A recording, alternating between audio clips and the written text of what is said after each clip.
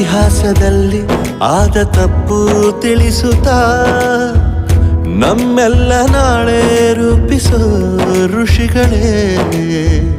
ಭೂಗೋಳದಲ್ಲಿ ಕಕ್ಷೆಯಲ್ಲಿ ತುಂಬಿದ ವಿಜ್ಞಾನ ಜ್ಞಾನ ತಿಳಿಸಿದ ಹಿರಿಯರೇ. ಮಾನವ ಲೋಕಕ್ಕೆ ಸತ್ಯದ ಶಾಂತಿಯ ಸ್ನೇಹದ ಪ್ರೀತಿಯ ಮಾರ್ಗದರ್ಶಿ ಮಾರ್ಗಸೂಚಿ ಗುರುವೇ.